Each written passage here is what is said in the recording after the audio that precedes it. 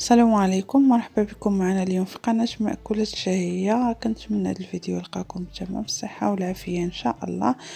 كيف ما كتشوفوا معنا اليوم غادي نحضروا معكم واحد الكيك اقتصادي اللي كيجي رائع بمذاق القهوة والشوكولا، وأكيد غادي ينال إعجابكم.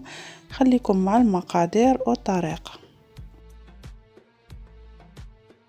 غادي نبداو بسم الله على بركة الله. غادي نحتاجو واحد 2 البيضات بدرجة حرارة المطبخ،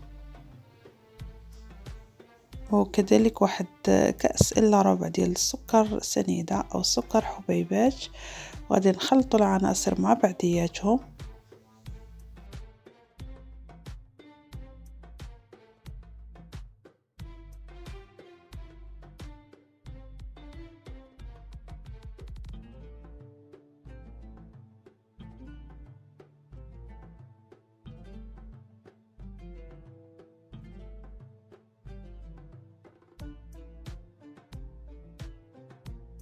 كنبقاو نطلعوا في البيض والسكر حتى يبيض لينا الخليط، ومن بعد كنزيدوا عليه واحد الكأس إلا ربع ديال الزيت.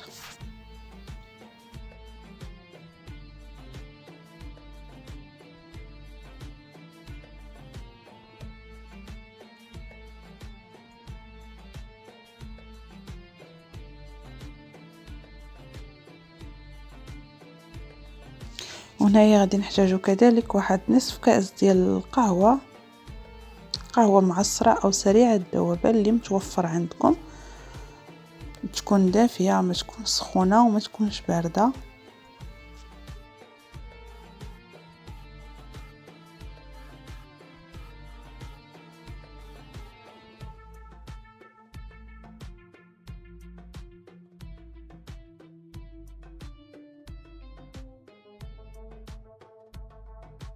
كذلك غادي نحتاجو واحد 2 ساشيات ديال خميرة الحلويات، غادي نحطوها لهنا، غادي نغربلوها باش يحيدو لينا هادوك الكويرات ديولها.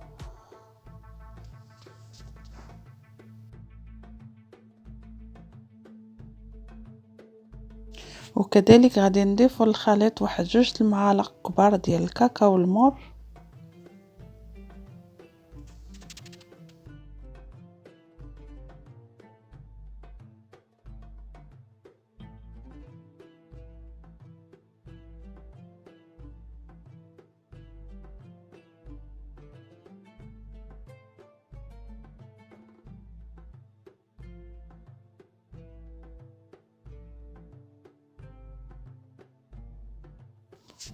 وكذلك غادي ناخدو الدقيق غادي نضيفوه على حسب الخليط حتى هو غادي نغربلوه في هذا الغربال.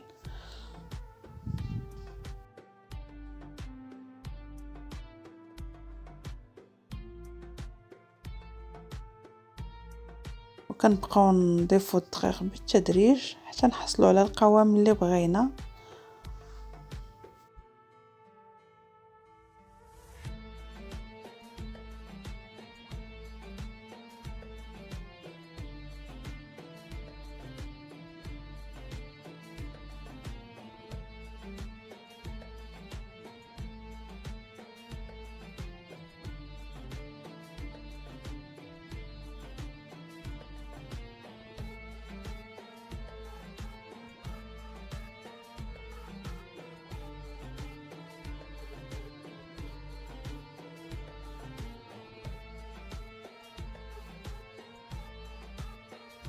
وكذلك بعد ما حصلنا على الخليط اللي بغينا القوام اللي بغينا غادي نضيفو قطرات من الخل،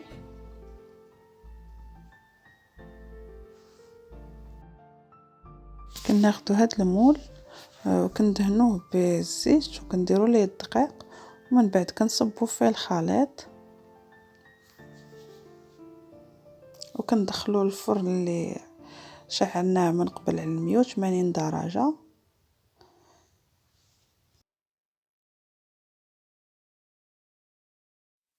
بعد ما طاب لينا الكيك وخرجناه من الفران كيف ما شفتوا كيجي رائع واسفنجي من الداخل. لهنا خديت واحد القهوة غادي نسقي بها،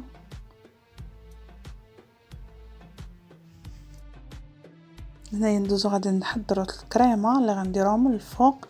غادي نحتاج واحد كاس لاروب ديال الماء، وكذلك واحد المعلقه كبيره ديال الكاكاو المر، واحد 2 معالق كبيره ديال السكر سنيده، وكذلك واحد المعلقه كبيره ديال المايزينا. وغادي نحطو الخليط على نار مهيله مع التحريك الجيد والمستمر. هنايا غادي ناخذ القليل من السكر كلاصي او السكر ناعم وغادي نديرو فوق الكيك. كتبقى هاد الخطوه اختياريه. كناخذ هذيك الكريمه بعد ما اصبحت جاهزه كنحطها فوق من الكيك كيف ما شفتوا معنا.